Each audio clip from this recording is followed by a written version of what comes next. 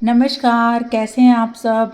आशा करती हूँ आप सब खुश होंगे और आपने अपने त्योहारों को बहुत सुरक्षित तरीके से मनाया होगा। तो ये बहुत अच्छी बात है। आज हम रसोई नगरी में बनाने वाले हैं खोए और सूजी के लड्डू। ये मैं नए तरीके से बनाऊंगी जो बहुत ही स्वादिष्ट बनते हैं। अक्सर क्या होता है, दूध में भिगोकर सूजी दरदरी हो जाती है, दरदरी रह जाती है और इतने स्वादिष्ट लड्डू नहीं बनते। तो आज मैं आपको कैसे बनाकर दिखाने वाली हूँ। तो चलो शुरू करते हैं। अभी दिवाली को एक ही दिन हुआ है, 1-2 दिन ही हुए हैं।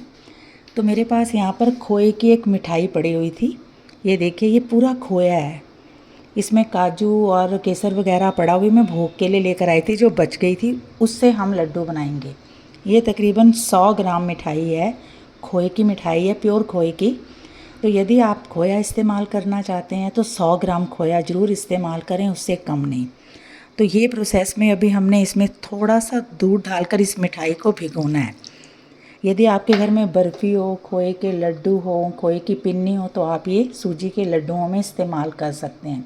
ये थोड़ा डिफरेंट वे है, तो ध्यान से देखिएगा। इसको हम भिगो देते हैं और एक तरफ रख देते हैं, चम्मच से मैश करके कर लें इसको आप ऐसे, और एक तरफ रख दें। दूसरा प्रोसेस है, यहाँ पर आते हैं हम बर्नर की तरफ।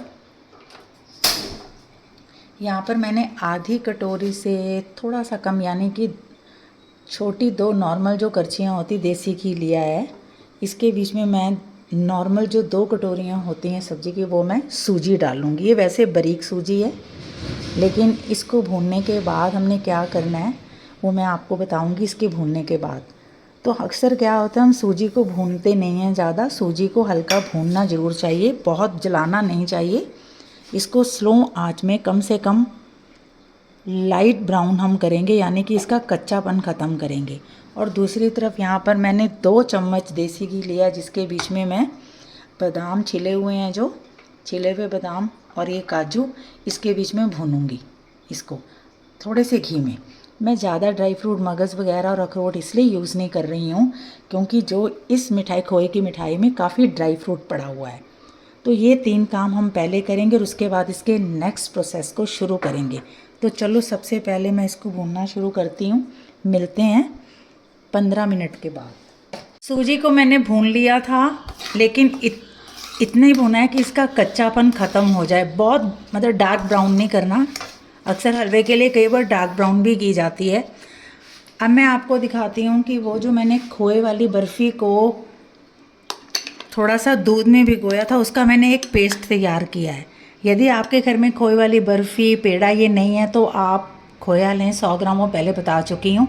और उसमें थोड़ा सा मिल्क डालना है आपने। मिल्क इसलिए डालना है कि एक थिक पेस्ट बनाना है।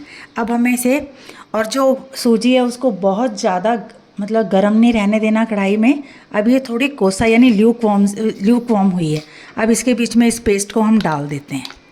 इसमें मैंने तकरीबन 100 ग्राम खोए की बर्फ़ी का मिल्क डालकर जो पेस्ट बनाया था वो मैंने डाल दिया है। अब सूजी में हम इसको थोड़ा सा एब्ज़ॉर्ब होने देंगे, यानी सूजी इसको कितना एब्ज़ॉर्ब करती है हम देखते हैं। और इधर मैंने थोड़े से ड्राई फ्रूट, जिसमें काजू और बादाम ही थे, इसे मैंने घी में थोड़ा सा सौटे कर लिया था, यानी भून लिया था। ऑलरेडी इस बर्फ़ी में केसर और बादाम थे, ये खोए के पेड़े थे, तो इसलिए मैंने ज़्यादा ड्राई फ्रूट यूज़ नहीं किया। आप मगज़ यूज़ कर सकते हैं, अखरोट यूज़ कर सकते हैं, थोड़ा सा नारियल का बुरादा भी यूज़ कर सकते हैं। तो इसको हम ग्राइंड करते हैं और इसको थोड़ा सा सूजी को एब्ज़ॉर्ब करने देते हैं। उसके बाद हम शुरू करेंगे अगला। पेस्ट में एब्ज़ॉर्ब करने के बाद ये कुछ इस तरह का हो गया है, ये देखिए। अब मैंने यहाँ पर गैस ऑन किया है, ये देखिए। इसको बिल्कुल ही सबसे स्लो फ्लेम, यानी बिल्कुल स्लो में हमने इसको थोड़ा सा इस तरह से और पकाना है। थोड़ा सा हमने इसको सख्त करना है। जब आप इसको इस तरह हिला रहे होते हैं तो उस वक्त जो ड्राई फ्रूट था वो मैंने ग्राइंड कर दिया है, वो इसके बीच में डाल देंगे। और इसको कम से कम 2-3 मिनट के लिए इतना मिक्स करना है, पकाना है ऐसे हिलाकर कि ये सख्त हो जाए। थोड़ा ये ठंडा होने के बाद सख्त होगा, क्योंकि इसी के हमने लड्डू बनाने। सारे ड्राई फ्रूट को हमने ग्राइंड करके मिक्स कर दिया, जो भी ड्राई फ्रूट आपने इसमें डालने हैं। ये देखिए, ये मिक्स हो गया है। इस तरह से जो सूजी है उसके कण आपके मुंह में नहीं आएंगे, वो अच्छी तरह मिक्स हो जाएंगे। ये केसर की वजह से येलो हुआ है, इसमें काफ़ी केसर पड़ा हुआ था। ये देखिए, इस तरह से करके आपने इसको अच्छी तरह से सख्त कर लेना है। इस तरह का बना लेना है कि इसके लड्डू बन सकें। लड्डू इसके अभी नहीं बनाने, इसको हम ठंडा करने के बाद उसके 10 मिनट के बाद लड्डू बनाने शुरू करेंगे। तो अब हम इसे थोड़ा सा सख्त करके इसको ठंडा होने के लिए रख देते हैं और इसको गैस को नीचे से बंद कर देते हैं और इसको थोड़ा सा मिक्स करना है आपने बस इस तरह से, ताकि इसके कण ख़त्म हो जाएं। तो मिलते हैं 5 मिनट के बाद जब हम इसके लड्डू सर्व करेंगे। अब ये थोड़ा ठंडा हो गया है और सख्त भी हो गया है। अब हम इसके लड्डू बनाएंगे। यहाँ मैं ये कहना चाहती हूँ कि कोई ज़रूरी नहीं कि आपने बर्फ़ी पेड़े वगैरह ही डालने हैं। यदि आप सूजी के लड्डू स्वादिष्ट और अच्छे बनाना चाहते हैं तो आप खोया भी यूज़ कर सकते हैं।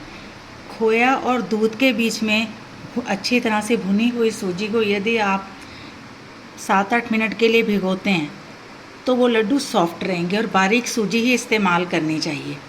और आप ये भी कर सकते हैं कि लड्डू का डो बनने के बाद यदि आपको लगे कि इसमें किसी तरह का कोई कण रह गया है तो इसे आप जार में ग्राइंड करके हल्का सा कोसा करके भी लड्डू बना सकते हैं।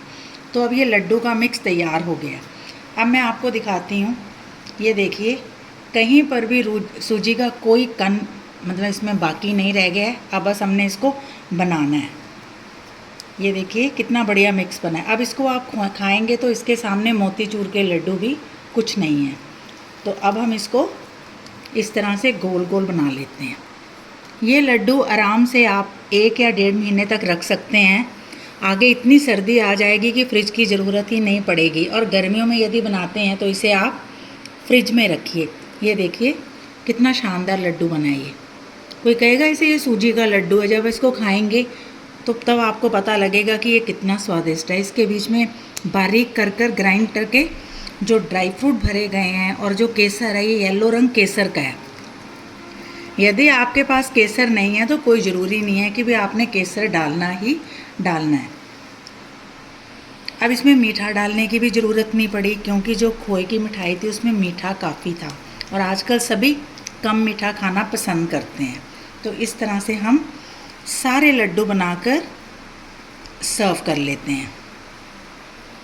ये ऐसे आप करिए, चाहे जैसे मर्जी करिए, ये ना तो टूटेंगे लेकिन जब इसे आप खाएंगे तो ये मक्खन की तरह मुलायम लगेंगे आपको। और ये देखिए देसी घी में तैयार किए गए लड्डू हैं ये। तो आराम से 2 कटोरी सूजी यानी कि 300 ग्राम सूजी के 8 से 10 लड्डू बहुत बढ़िया मिल जाते हैं, जिन्हें आप ब्रेकफास्ट में खा सकते हैं या रात को भी खा सकते हैं।